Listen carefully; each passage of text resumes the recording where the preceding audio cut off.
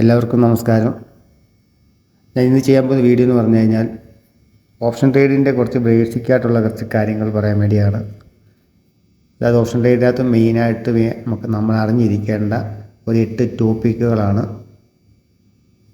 ഞാനിവിടെ എഴുതി വച്ചിരിക്കുന്നത്.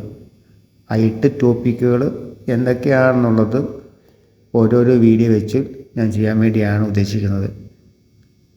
ആദ്യത്തെ ടോപ്പിക് എന്ന് പറഞ്ഞു കഴിഞ്ഞാൽ എന്താണ് ഓപ്ഷൻ ട്രേഡിംഗ് എന്നുള്ളത്, രണ്ടാമത്തെ ഏതൊക്കെ ടൈപ്പ് ഓപ്ഷൻ ട്രേഡിംഗ് ആണെന്നുള്ളത്, മൂന്നാമത്തെ അഡ്വാൻറ്റേജും ഡിസ്അഡ്വാൻറ്റേജും എന്താണെന്നുള്ളത്, നാലാമത്തെ ഏതൊക്കെ ടൈപ്പ് ട്രേഡേഴ്സ് ആണുള്ളത്, ഇനി ഇൻഡെക്സ് എന്ന് പറഞ്ഞത് എന്താണെന്നുള്ളത്, ഇൻഡെക്സ് സ്റ്റോക്ക് കൊണ്ട് അതുപോലെ ഇൻഡെക്സ് എന്താണെന്നുള്ളത്, പിന്നെ സ്ട്രൈക്ക് പ്രൈസ് എന്താണെന്നുള്ളത്, ഏതൊക്കെ ടൈപ്പ് സ്ട്രൈക്ക് പ്രൈസ് ഉണ്ടെന്നും എക്സ്പയറി ദിവസം ഓപ്ഷൻ ട്രേഡിങ്ങിൽ എന്താണ് സംഭവിക്കുന്നത് എന്നുള്ളതുമാണ് ഞാൻ പറയുന്ന എൻ്റെ 8 ടോപ്പിക്കുകൾ.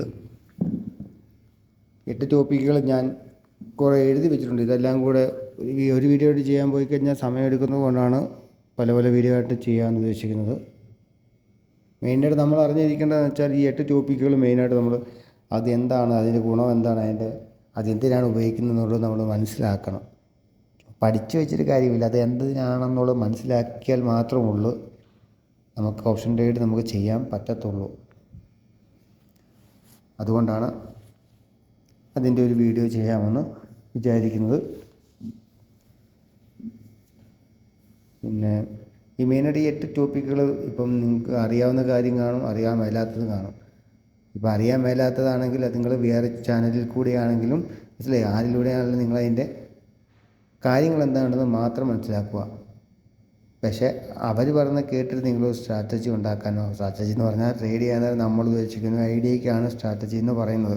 നമുക്ക് ഇത്രയും കാര്യങ്ങൾ മനസ്സിലാക്കിയ ശേഷം മാത്രമേ ഉള്ളൂ നമുക്ക് ഒരു മാർക്കറ്റ് നമ്മൾ ലൈവ് ട്രേഡ് നമ്മൾ കണ്ടുകൊണ്ടിരിക്കുക. നമ്മൾ ട്രേഡ് എടുക്കുന്നില്ലെങ്കിൽ പോലും നമ്മൾ ട്രേഡ് കണ്ടുകൊണ്ടിരിക്കുന്ന സമയത്ത് നമുക്ക് ഓരോ ഐഡിയ തോന്നും, ഇങ്ങനെ ചെയ്താൽ നന്നായിരിക്കും. അങ്ങനെ തോന്നുന്നുണ്ടെങ്കിൽ ഇത്രയും കാര്യങ്ങൾ കുറച്ചെങ്കിലും നമ്മൾ അറിഞ്ഞിരുന്നാൽ മാത്രമേ നമുക്ക് അങ്ങനെ ഒരു ഐഡിയ പോലും തോന്നത്തുള്ളൂ. അങ്ങനെ തോന്നുന്ന ഒരു ഐഡിയയ്ക്കാണ് സ്ട്രാറ്റജി എന്ന് പറയുന്നത്. അപ്പം അടുത്ത വീഡിയോയിൽ കാണുന്നവരെ എല്ലാവർക്കും ബൈ ബൈ.